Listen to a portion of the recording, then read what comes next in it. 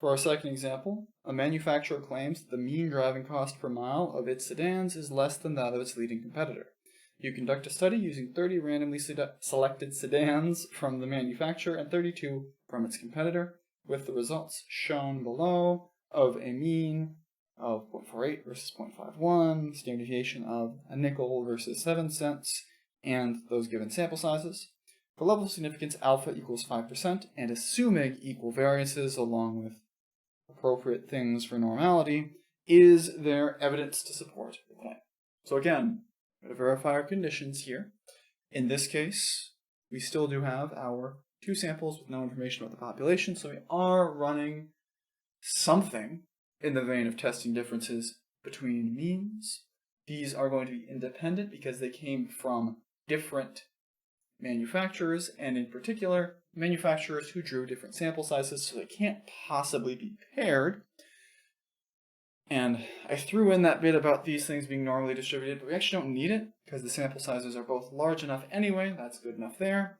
Last thing we need to check is whether or not these things should be pooled, whether or not we should be using that sigma hat term, whether that guy's going to make an appearance. And in this case, it will, because, noting that last sentence, we are assuming the variances are equal, so we are assuming pooledness. Funky word, but that's what we're doing. Anyway, those are the conditions we're working from. Next, we want to think about our hypotheses and our claim. In this case, we are working from the manufacturer's claim that his cars, mu1, are less expensive than his competitors, or their, it should be more general. Yeah, it should be more general. So the opposite of that is that mu1 is at least mu2. That is, the manufacturer's cars are at least expensive as their competitors. For our claim, well, their claim, naturally, is that their cars are cheaper. Strange manufacturer to claim that their cars are more expensive. They naturally are doing that. So, that's our alternative. Here's our null flavor thing. Next, we can talk about our level of significance, where they're using the incredibly standard 5%, and we are looking for mu1 to be smaller than mu2. We're specifically looking for smaller things. In some sense, we're looking for a negative difference. So, whether we want to call that left or right is actually kind of arbitrary. Usually, when we do this type of thing, we kind of think of mu1 as being left in a little bit, so we can kind of think about that as a left-tailed test, and that's how I'm going to notate it here. But understand that's not really a hard and fast distinction. It's just a matter of how I chose to do it. Anyway, that's one way we can think about it, and that's the way I'm going to be thinking about it here. From there, we can talk about things like the degrees of freedom, critical values, p-values. I'm going to get the critical values. I'm going to use the p-value approach anyway. If you want to get the degrees of freedom first, in this case, that's going to be the n1 plus n2 minus 2 computation because we are assuming pooled samples. Where in this case, that will end up being 30 plus 32 minus 2, or 60. Then if you want to get the critical values, I'm going to put that down even though I'm not going to use it. That would be something like n inverse t with 5% in that left tail and 60 degrees of freedom. So we would end up getting a... Why am I blanking on that? I can't find it on my sheet. Critical value of negative 1.61. Notice that this value is a little bit further over from that other one. It was the same area, kind of, because we have many more degrees of freedom. Pulls things down a little bit. Anyway, that's our critical value, but I'm not going to use the critical value approach. I'm going to use the t-value approach, the p-value approach. P to t, notation's a little scary.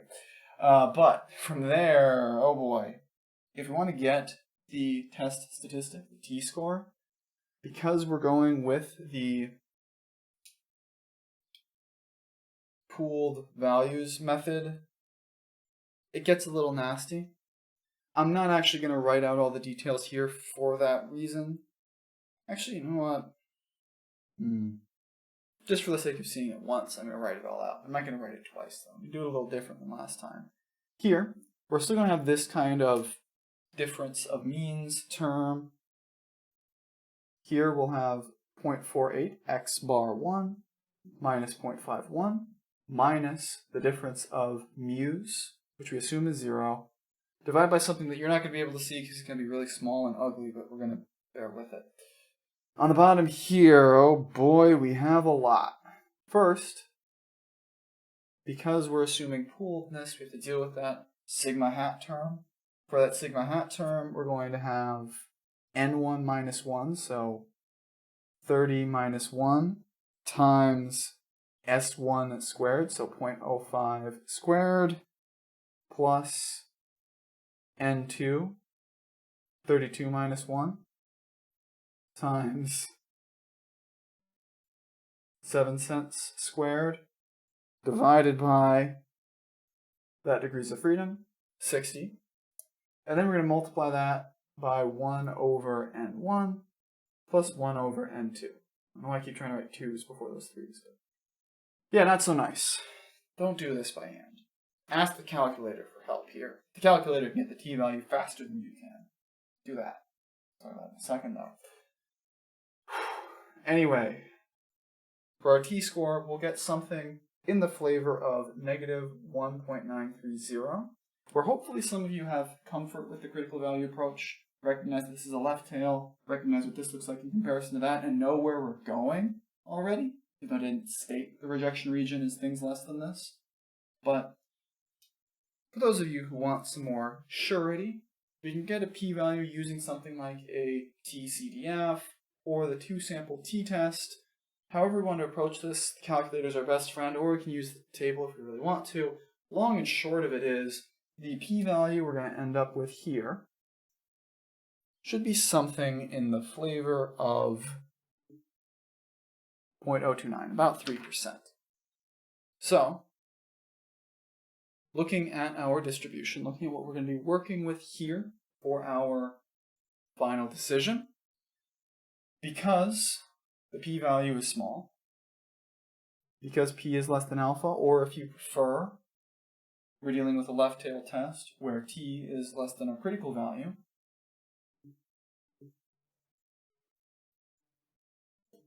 we reject the null hypothesis. Exact same reason that we did in the last chapter. Small p-value, or equivalently, we're in the rejection region. Whichever you like more. I actually don't care what you use. I just like p-values more, because they make more sense to me and they're what the calculator likes.